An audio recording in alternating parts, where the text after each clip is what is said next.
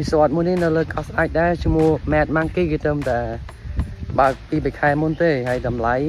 មិននៅជាក្រុមមួយក្រែ$10ជាងក្នុងម្នាក់ធូរថ្លៃទេហើយបើជួលលក្ខណៈឯកជនមកបន្ទប់ដាច់ហ្មងមានចាប់ពី$30ឡើងទៅហើយអត់ឲ្យយកអាហារចូលទេអត់ឲ្យយកក្មេងក្រោមអាយុ18ឆ្នាំចូលទេអញ្ចឹងភាគច្រើនគឺជនបរទេសប៉ុន្តែខ្មែរចូលបានដូចគ្នាបីបានមកដល់កន្លែង Mad Monkey Resort នេះបានយើងមានពីរផ្លូវទីមួយផ្លូវទឹកគឺយើងពេលយើងឡើងមកពីទូកបរិយាបន្ថែមឬក៏ទូកណាមួយទៅហើយយើងប្រាប់អ្នកបើកទូកថាយើងឈប់នៅ Mad Monkey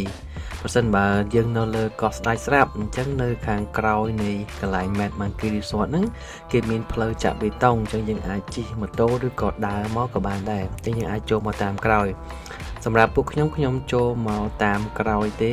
ដោយសារតែខ្ញុំអត់ដឹងថា Mad Monkey នេះគេមាននៅលើនឹងសោះហើយគេបានទឹមតែខ្ញុំឃើញផ្លូវគេចាក់បេតុងស្អាតដល់ពេលបានជិះមកបានឃើញថាអូកន្លែងនេះគឺកន្លែង resort ថ្មីហើយបើបានសួរព័ត៌មានតាក់ទងជាមួយអ្នកយាមកាមនៅហ្នឹងទៅអញ្ចឹងនៅខាងក្រោមកន្លែង resort នេះដូចខ្ញុំបាននិយាយពីក្បាលវីដេអូដើមអញ្ចឹងគឺតម្លៃវាធូរថ្លៃទេហើយការរចនាការតុបតែងការដាំឈើអីគឺសុទ្ធតែថ្មីហើយស្អាតមែនទែនហើយផ្លូវដើរផ្លូវចុះទៅខាងក្រោមនៃមាត់ឆ្នេរមាត់សមុទ្រខាងក្រោមនោះគឺមានកន្លែងស្អាតមែនទែនហើយបើសិនជានៅខាងក្រោមហ្នឹងគឺដូចខ្ញុំនិយាយពីមុនហ្នឹងគឺសម្បូរដោយជនបរទេសគាត់កាលខ្ញុំចេញមកពី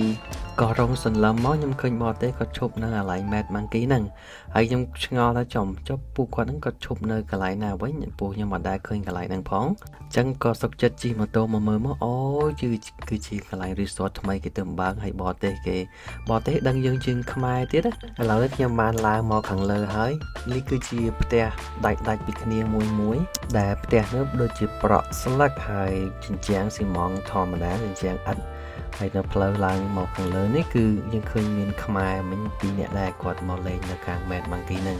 ហើយឡើងមកដល់លើនេះគឺជាលក្ខណៈដូចជាជាប់គ្នាបន្តិចហើយចំពោះតម្លៃមួយហ្នឹងខ្ញុំអត់ដឹងប្រហែលទេដូចខ្ញុំនិយាយពីដើមអញ្ចឹងមានចាប់ពី$30ឡើងទៅអាហ្នឹងបើយោងតាមប